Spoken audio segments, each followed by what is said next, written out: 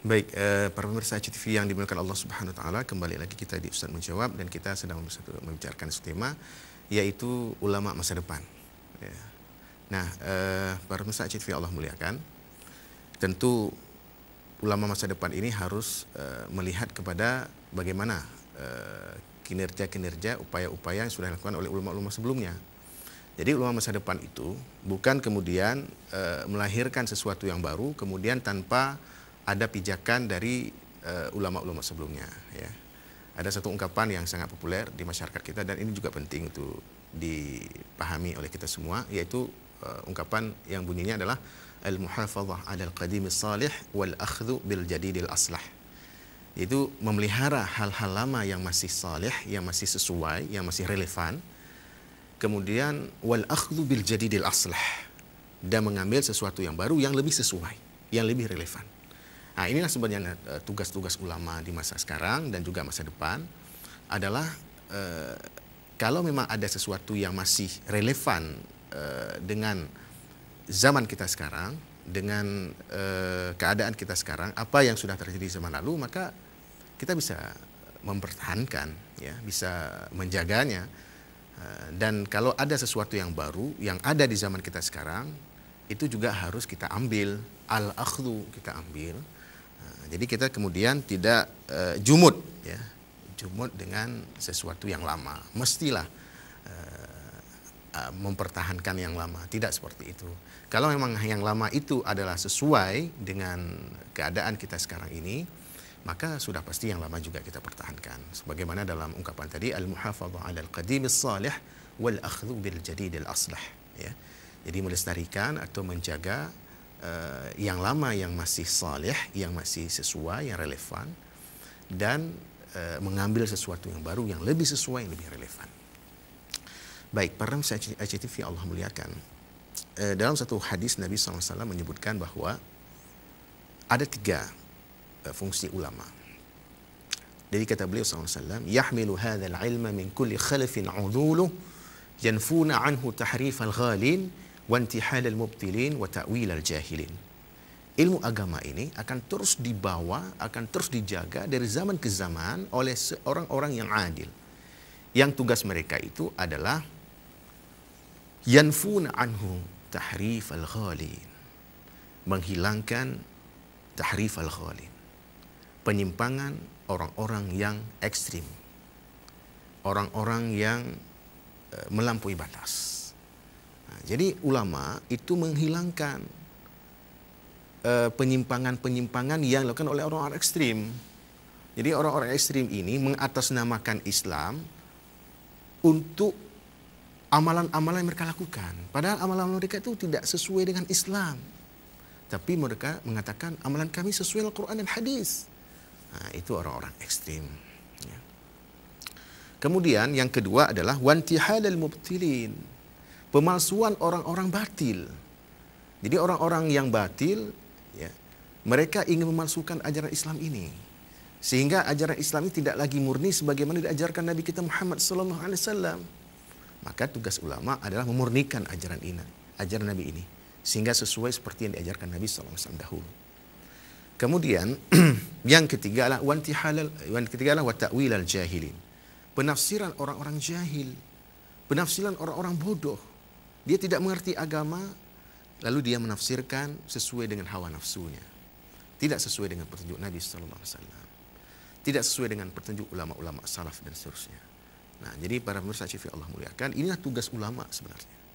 Jadi dari setiap generasi, dari setiap zaman, ulama harus menjalankan fungsi ini, menjalankan fungsi menghilangkan penyimpangan orang-orang yang ekstrim, kemudian pemalsuan orang-orang batil, dan penafsiran orang-orang yang jahil. Nah, selain dari 3 fungsi ini, ulama juga harus memposisikan diri mereka sebagai pembawa perubahan di masyarakat. Bagaimana bisa mereka membawa perubahan di masyarakat? Tentu saja selain dari dia memiliki pengetahuan agama yang sudah ada seperti ilmu akidah, ilmu fiqih dan ilmu tasawuf atau ilmu akhlak, mereka juga harus tahu ilmu-ilmu dunia. Sebagaimana pada awal tadi kita sebutkan, yang paling penting adalah ilmu geografi. Ya. Ilmu geografi itu bicara masalah permukaan bumi ke atas. Bicara masalah pegunungan, lautan. Jadi ulama harus bisa bicara masalah gunung, harus bisa bicara masalah lautan, ya, sungai, ya, dan lain sebagainya. Kemudian bicara masalah manusia, manusia yang mendiami bumi itu. Ya. Misalnya kalau bumi ini tentu saja ada benua, ya, dibagi kepada benua-benua. Ada benua Asia, ya, kemudian ada benua Eropa, benua Amerika, benua Australia, benua Antartika. Jadi ulama harus tahu perbedaan-perbedaan benua-benua itu dan di mana saja letak benua-benua itu. Kemudian selain itu benua-benua ini juga dibagi-bagi lagi. Ya, misalnya kalau Asia itu dibagi kepada berapa bagian? Ada Asia Barat, ada Asia Timur, Asia Selatan, ya, Asia Tengah, ya. Kemudian kalau kita yang Indonesia ini berada di Asia Tenggara. Nah, jadi harus tahu, ya, pembagian seperti itu. Kemudian kalau negara-negara Timur Tengah, ya, seperti Arab Saudi, kemudian Yaman, kemudian Oman, ya, kemudian Kuwait, Qatar, ya, kemudian Irak, Iran, kemudian Yordania, kemudian Suriah, Libanon, Palestina, itu berada di Asia apa? Selama ini kita mengenalnya sebagai Asia, mengenalnya sebagai Timur Tengah. Nah, kita tidak jelas Asia apa dia, padahal dia berada di benua Asia. Nah, Asia apa? Tidak ada istilah Timur Tengah sebenarnya. Yang benar adalah dia itu adalah Asia Barat. Nah, jadi para muslim yang Allah muliakan, istilah Timur Tengah itu adalah istilah orang-orang Eropa kepada wilayah negara-negara Arab yang berada di Asia Barat. Orang Eropa menamainya dengan Timur Tengah. Nah, jadi bukan nama Islam, itu nama yang diberikan oleh orang-orang Eropa. Nah, jadi kita ulama-ulama harus tahu sampai seperti itu. Kemudian negara-negara yang lain yang ada di dunia, ya, Amerika itu terbagi kepada beberapa negara karena Amerika itu disebut dengan United States of America, ya. Itu ada beberapa negara Amerika itu dan seterusnya. Kanada itu berada di benua Amerika dan seterusnya. Nah, jadi para pemirsa yang Allah muliakan, ulama harus mengerti itu semua. Sehingga kalau misalnya pada saat sekarang terjadi pandemi COVID-19 di dunia, maka ulama langsung tahu di mana letak masing-masing negara. Ketika diberitakan di televisi, ya kan, di media-media sosial juga, apakah itu Facebook, apakah itu YouTube, apakah itu WhatsApp, ya, Twitter, ya, Instagram dan sebagainya, bahwa ada pertambahan jumlah positif COVID-19 di Italia. Italia itu berada di mana? Nah, kita langsung tahu. Oh, letak Italia itu adanya di Eropa. Nah, itu dia kita harus tahu sampai ke sana. Ya, para muslim Allah muliakan, ulama-ulama kita sebelumnya juga begitu. Ya, ulama-ulama salaf, mereka adalah orang-orang yang mengerti keadaan bumi mereka tinggali dan juga daerah-daerah di luar bumi yang mereka tinggali.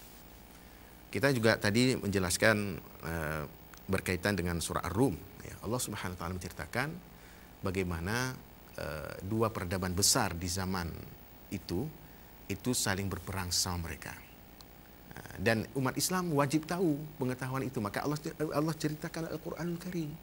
Padahal pada saat itu belum ada 1 tahun Nabi di Madinah. Baru pertama Nabi di Madinah di tahun 622 Hijri Masehi, turunlah, Allah ceritakanlah peristiwa tadi. Ya, peristiwa kekalahan Romawi dari Persia. Nah, jadi tidak diceritakan persoalan-persoalan ibadah apa misalnya. Justru kalau ibadah Ramadan itu, puasa itu baru Allah turunkan perintahnya, yaitu surat Al-Baqarah 185 itu, syahrul Ramadan alladzi unzila fihi al-Qur'an hudan linnas wa bayyinatin minal huda wal furqan faman syahida minkum asy-syahra falyasum. Itu turun ayatnya pada 2 tahun setelah Nabi hijrah ke Madinah. Jadi tahun kedua Nabi hijrah ke Madinah, ya, tahun kedua Hijriah itu baru turun perintah kepada kaum muslimin untuk melakukan ibadah puasa Ramadan. Nah, pada satu Hijriah itu ada apa di Madinah? Nah, jadi ulama harus tahu sampai segitu. Ya, peristiwa-peristiwa apa saja yang terjadi tahun pertama Hijriah, tahun kedua Hijriah, tahun ketiga Hijriah, sampai ke tahun 10 Hijriah. Ya, Nabi SAW itu di Madinah itu selama 10 tahun. Nah, di tiap-tiap tahun itu ulama harus tahu kejadian-kejadian apa yang terjadi di tahun-tahun itu. Sehingga ulama bisa membawa perubahan di masyarakat. Kalau ingin membawa masyarakat Aceh ini menjadi masyarakat yang madani, maka contohlah Nabi melakukannya di Madinah. Di tahun pertama, tahun kedua, sampai tahun ke-10 itu. Nah, itu para musyifi Allah muliakan. Nah, Nabi Muhammad SAW dan para sahabatnya adalah orang-orang yang diberikan ilmu langsung oleh Allah Subhanahu Wa Taala untuk mengerti daerah-daerah di luar Jazirah Arab sekalipun.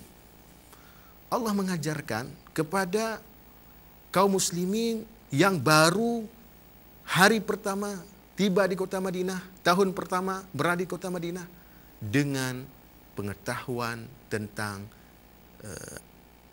Romawi dan Persia. Negara yang di luar Jazirah Arab. Coba kita bayangkan. Ini menunjukkan bahwa pengetahuan tentang dunia itu sangat penting bagi kita kaum muslimin. Ya, bukan sekadar pengetahuan agama, tapi pengetahuan tentang dunia sangat penting bagi kita kaum muslimin. Nah, para musyifi Allah muliakan. Makanya ulama-ulama kita ya, dalam kitab-kitab mereka senantiasa mengaitkan dunia itu dengan agama. Contohnya tadi kita sebutkan ungkapan dari Al-Imam Al-Ghazali rahimahullah. Beliau mengatakan la yatimuddin illa bidunya. Agama itu tidak akan sempurna kecuali dengan dunia. Maksud dunia itulah seperti yang kita sebut tadi, ada ilmu-ilmu dunia yang sangat urgen dimiliki oleh setiap kaum muslimin. Itulah tadi ilmu geografi yang bicara masalah bumi, permukaan bumi dan manusia yang di atas bumi, pegunungan, lautan dan sebagainya. Sehingga kita bisa menyelesaikan masalah masyarakat. Kalau ulama itu tahu ilmu geografi, tahu ilmu geologi, juga bisa menyelesaikan persoalan-persoalan yang ada di tengah masyarakat. Ya, misalnya tadi kalau di zaman kita sekarang yang sedang dilanda pandemi COVID-19 ini, kita bisa belajar dari sejarah para sahabat Nabi dahulu, bagaimana mereka menyelesaikan musibah, wabah, ta'un di zaman mereka. Nah, Nabi SAW ketika masih hidup, Nabi sudah menjelaskan bahwa di Madinah ini akan terkena demam. Dan di Syam itu akan terkena ta'un. Di Madinah itu akan terjadi humma, yaitu demam panas. Kemudian di Syam, itu wilayah di luar Jazirah Arab, ya, itu akan terkena ta'un. Peristiwa itu terjadi benar-benar. Dalam saat Nabi SAW tiba di kota Madinah, di tahun pertama beliau kota Madinah itu sudah ada penyakit. Sehingga sahabat-sahabat Nabi yang datang ke Madinah, banyak yang sakit. Seperti Nabi sebutkan langsung. Kemudian sepeninggal Nabi SAW, ya, ketika umat Islam dipimpin oleh Khalifah Umar bin Khattab, sepeninggal Abu Bakar As-Siddiq, nah umat Islam juga mengalami peristiwa wabah, penyakit, ta'un di wilayah negeri Syam. Syam itu adalah wilayah yang sekarang sudah menjadi 4 negara. Dulu hanya 1 negara saja. Syam, 1 gubernur malah, 1 provinsi ya, yang dipimpin oleh beberapa orang gubernur dari sahabat Nabi SAW. Sekarang saya jadi 4 negara, yaitu Yordania, Suriah, Libanon, dan Palestina. Ya, dulu negeri namanya cuma 1 saja, itu Syam. Nah, di wilayah Syam itu ada 1 tempat suci umat Islam, yaitu Baitul Maqdis. Itu kota suci umat Islam, Baitul Maqdis. Jadi Baitul Maqdis itu bukan sekedar nama tempat suci, tapi itu adalah kota, suatu kota. Baitul Maqdis itu bukan sekedar Masjid Al-Aqsa saja, tapi dia itu 1 kota. Nah, 1 kota itu dulunya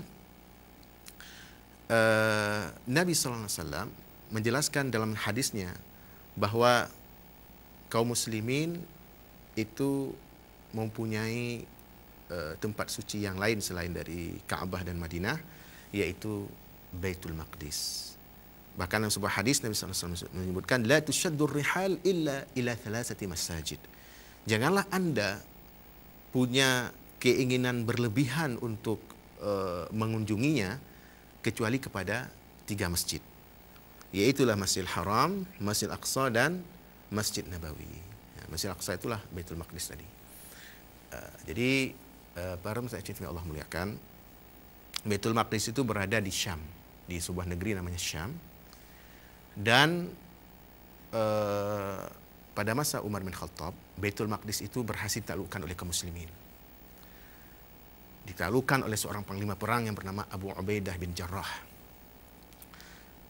Tapi pada saat Umar bin Khattab ingin datang ke Baitul Maqdis untuk meresmikan kemenangan umat Islam dari orang-orang Romawi di zaman itu, lalu ternyata Umar diberitahukan satu info bahwa di sebuah wilayah di Syam itu sedang terkena musibah, wabah, penyakit ta'un. Diberitahukan langsung oleh panglima perangnya, yaitu atau gubernurnya, gubernur Syam saat itu, yaitu Abu Ubaidah bin Jarrah. Sehingga Umar bin Khattab kemudian bermusyawarah dengan para sahabat, dengan muhajirin, dengan ansar, dengan veteran perang Fathu Makkah dan seterusnya. Akhirnya Umar bin Khattab berkesimpulan, kita tidak jadi masuk ke Baitul Maqdis. Kenapa tidak jadi masuk ke Baitul Maqdis? Karena ada satu daerah yang akan dilewati itu Baitul Maqdis sedang terkena wabah penyakit ta'un. Jadi tidak ada jalan yang lain selain dari jalan itu. Itu harus melalui satu kota namanya Amwas yang sedang terkena penyakit ta'un. Nah, akhirnya Umar bin Khattab kembali ke Madinah. Sebelum kembali ke Madinah itu ada dialog antara beliau dengan gubernur Syam saat itu, yaitu Abu Ubaidah bin Jarrah. Abu Ubaidah bin Jarrah bertanya kepada Umar bin Khattab, ya, apakah engkau lari afiraran min qadarillah? Wahai Umar, apakah engkau lari dari takdir Allah? Maka Umar mengatakan, na'am, nafirru min qadarillah ila qadarillah. Ya benar, kita lari dari takdir Allah yang ini kepada takdir Allah yang itu. Baik para pemirsa ICTV Allah muliakan, kita akan lanjutkan setelah pesan-pesan berikut ini.